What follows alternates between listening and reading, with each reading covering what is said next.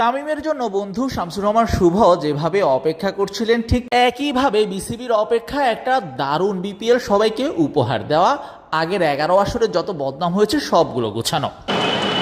এ কারণে সোমবার বিসিবি সভাপতি এবং অন্যান্য ডিরেক্টররা তামিম মুশফিকদের সাথে বসেছিলেন, তামিম মুশফিকদের পরামর্শ নিয়েছিলেন কিভাবে কি করা যায়। ক্রিকেটারদের সাথে বসার পর দিন বিপিএল এর গভর্নিং কমিটি বসেছে সাংবাদিকদের সাথে।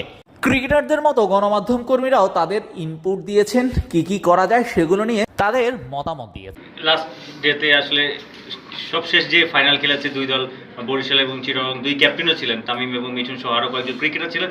ক্রিকেটারদের কাছ থেকে কি সাজেশন এসেছে, মানে সিগনিফিকেন্ট আপনার কাছে কোনগুলো লেগেছে? অনেকগুলো খুব মানে একদম গ্রহণযোগ্য এবং পজিটিভ কিছু এসছে, এবং সবচেয়ে মজা লাগছে যে অনেক কিছু কিন্তু মিডিয়ার থেকেও যা পেয়েছি বেশ কিছু অঙ্ক মিলে গেছে। এখন জানি না যে কেউ কাউকে বলেছে কিনা বা প্রশ্ন ফাঁস হয়েছে কিনা, but it was very very positive. এবং প্লেয়াররা কিন্তু তাদেরও যেই দায়িত্ব আছে সেটাও তারা কিন্তু আমাদেরকে বলেছে যে আমরাও এইগুলো করিনি, কারণ এটা কিন্তু একতরফা না। আমাদের যেটা মনে হচ্ছে যে আমরা বিপিএলটাকে যেভাবে পরিচালনা করি, আমাদের মধ্যে বিভিন্ন স্টেক হোল্ডার আছে, কিন্তু কেউ কারোর সাথে মুখ দেখা দেখি না এরকম একটা।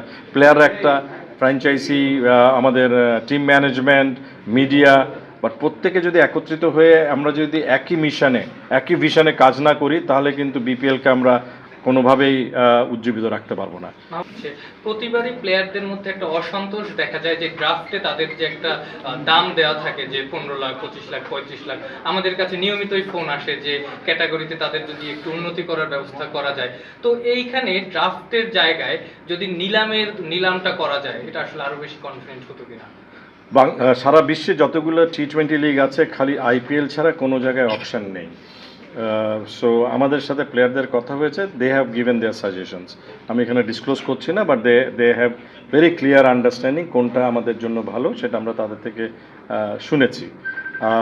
আপনি যেটা বললেন যে হ্যাঁ, অনেক কিছু ঘটনা ঘটেছে, অনেকে নিজেকে লোয়ার গ্রেডেও নিয়েছে, অনেকে আপার গ্রেডেও নিয়েছে, ডিপেন্ডিং যে কে কোন দলে যাবে। আমার কাছে যেহেতু আমরা এখন একটা ওপেন ডিসকাশনে আছি, প্লেয়ারদের সাথেও ডিসকাশন আছে। আপনি জানেন যে আমরা এনসিএল টি20 করতে যাচ্ছি সেপ্টেম্বর মাসে as a preempt of the BPL.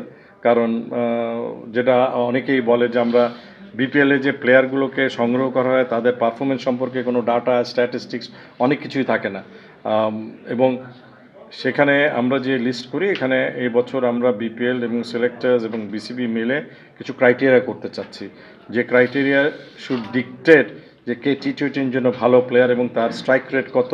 So এই ধরনের জিনিসগুলাই কিন্তু এটাকে ডিসাইড করবে। কার নামটা ইম্পর্টেন্ট না, তার কোয়ালিটিটা উড বি ইম্পর্টেন্ট। আলোচনার সারমর্ম আপনারা শুনলেন। সবশেষে বড় কথা, একটা সুন্দর বিপিএল কিভাবে আয়োজন করা যায়, কিভাবে তামিম মুশফিকরা তাদের ঘরোয়া ক্রিকেটটাকে আরও অনেক উপরে নিয়ে যেতে পারেন, সেটাই লক্ষ্য বিসিবির। শাহরিয়ার শাওন, মিডফিল্ড।